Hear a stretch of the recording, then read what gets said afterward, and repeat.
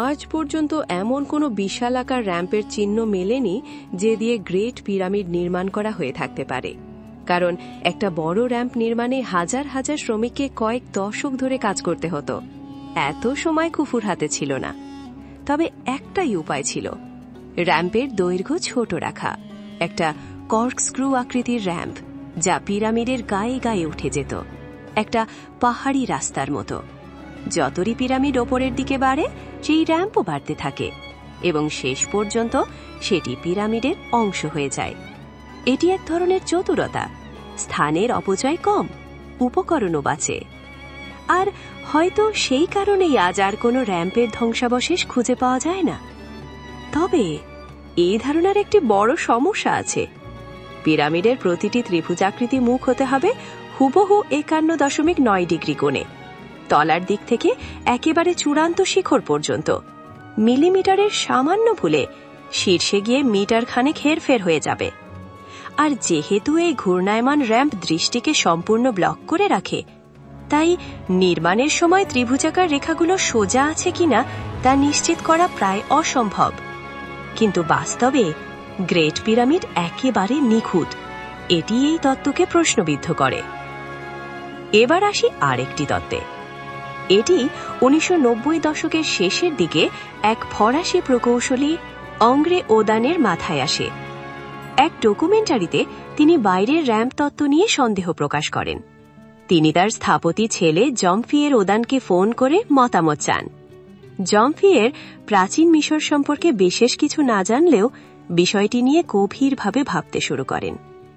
অবশেষে দীর্ঘ গবেষণার পর তিনি একটা নতুন তত্ত্ব হাজির করেন।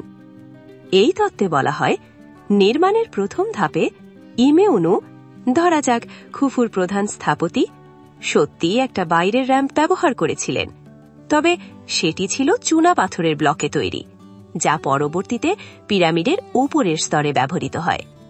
তাই আজ আমরা র্যাম্পের আলাদা অস্তিত্ব খুঁজে পাই না, কারণ সেটি পিরামিডেই রূপান্তরিত হয়ে গেছে।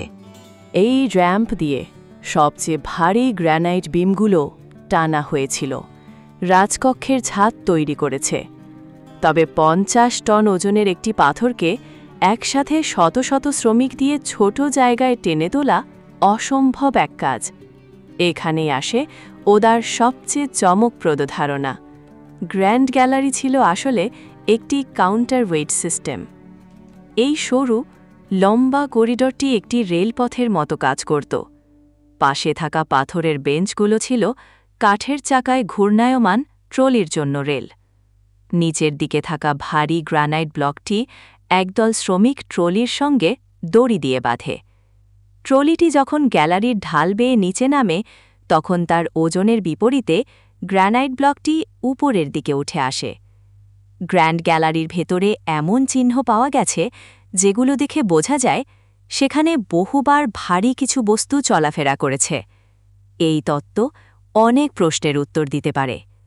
এবার যখন ভারী ব্লকগুলো নিজেদের জায়গায় স্থাপন করা হয়, তখন বাইরের র্যাম্প ভেঙে ফেলা হয় এবং তার পাথর দিয়ে ভিতর থেকে পিরামিড নির্মাণ চালানো হয় একটি অভ্যন্তরীণ র্যাম্পের সাহায্যে।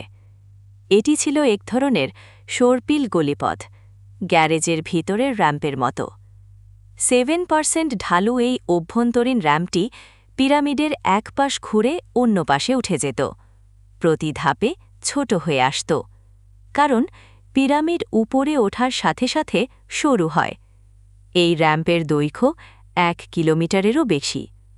প্রতিটি কোণ ঘোরার স্থানে একটি ফাঁকা জায়গা রাখা হয়েছিল, ব্লকগুলো ঘোরাতে ও শ্রমিকদের বিশ্রাম নিতে। এই র্যাম্প ব্যবস্থাটি অত্যন্ত জটিল, কারণ এটি পিরামিডের অভ্যন্তরীণ কক্ষ এবং করিডোরের সঙ্গে না মিশে যায় তা নিশ্চিত করাও একটি প্রকৌশল চ্যালেঞ্জ।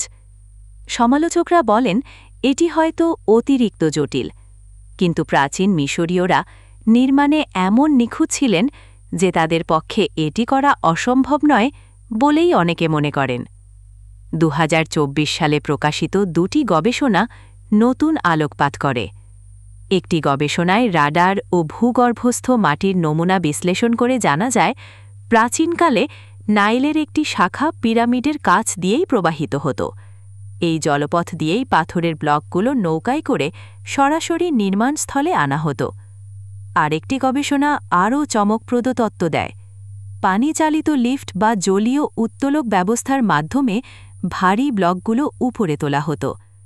একটি কাঠের ভাসমান প্ল্যাটফর্মে পাথর তোলা হতো, যা জলাশয় থেকে আসা পানি দিয়ে ধীরে ধীরে উপরের দিকে উঠত, ঠিক আগ্নেয়গিরির অভ্যন্তরের মতো একটি উল্লম্ব শ্যাফট দিয়ে।